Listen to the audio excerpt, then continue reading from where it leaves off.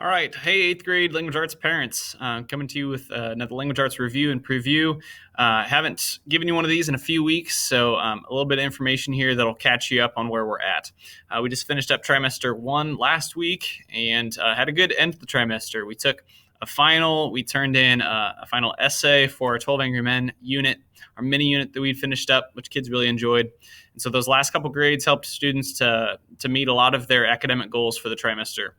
There were some students who probably had a little bit of a shock to their system when it came to grades.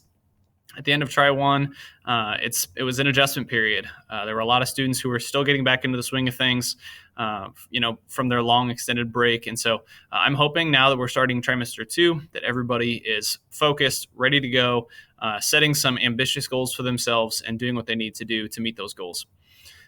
This week, we've only had a couple days, but we've had a really good, productive couple days. So yesterday on Monday, we had an awesome guest speaker, Christine Serco. She's an assistant prosecutor for Pottawatomie County, and she just talked about the court system, the judicial system, how it relates to students, and some things that they probably just weren't aware of in the world around them. And so really opened their eyes. And that was a connection from our 12 Angry Men unit, which is about a jury deliberating a murder trial. And it also connected that to our upcoming argument reading and writing unit. So kids were super engaged. I'm sure if you asked them, they'd have lots to say about what they learned and what they took away from that presentation. So thank you to Ms. Serco for sharing with us.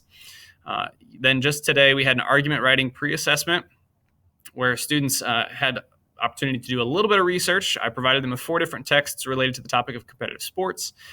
They did that quick research, gathered some evidence, decided on their perspective, and wrote a short essay on whether or not competitive sports are good for kids.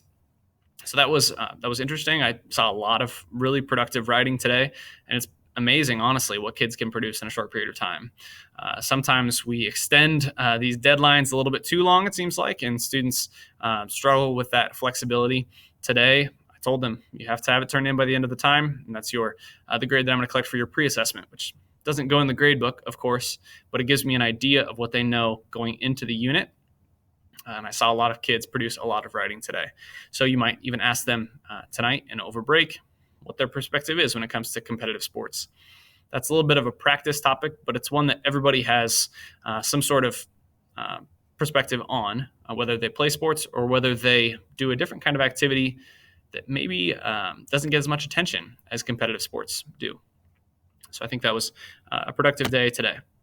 Our preview includes, like I said, our argument, reading, and writing unit. That's going to take us through right up to Christmas break. And one of the questions we're asking ourselves along the way is, what is the best way to achieve actionable change? That's one of the things that we're going to research and develop some claims and find some evidence to support our claims on. So we're going to look at some historical movements, political movements, social movements. We're going to look at some ways that people tried to achieve either equity or change in the world around them. And then we're going to try to figure out for ourselves, how do we then make change in the world around us? We want students to go forth from this unit with a new concept of their role in society and their role in making some really powerful and positive changes around them. I'm hoping that students buckle down on their independent reading goals here towards the end of the year. We use a website called goodreads.com, and that's a website where I can track along with them, see what they're reading. It's a real world tool that I actually use on my own as well.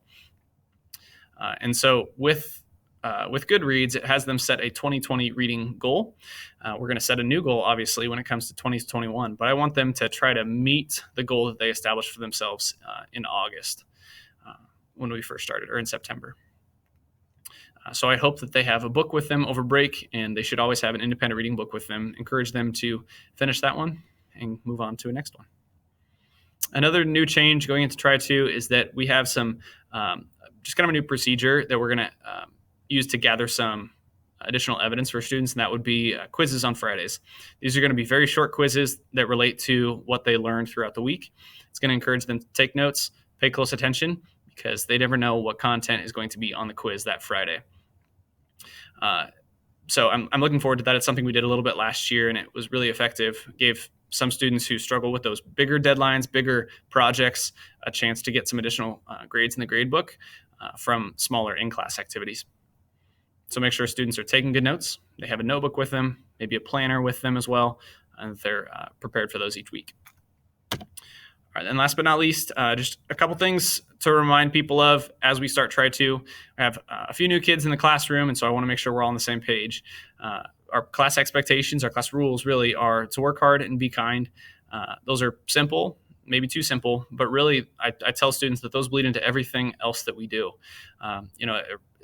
From sitting appropriately in your seat during instruction, all the way to, working on your final assessment for the trimester. That's encompasses everything we do is those two things. So I hope that students are embracing that moving into trimester 2. And then we need to be very careful and cautious about our COVID-19 precautions as well, making sure that we're not sitting too closely, standing too closely, that we're wearing masks, that we're sanitizing as much as possible, because we don't want to have to go back to online learning. And so I hope that students are continuing to take those precautions in these next few weeks. If you have any questions or concerns, let me know.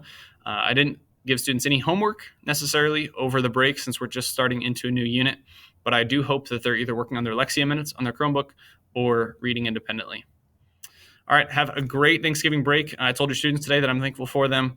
It's a joy to be able to teach them, even on the worst days. I'm still thankful to be their teacher, and so I appreciate you raising them, and I appreciate having the chance to teach them in my class.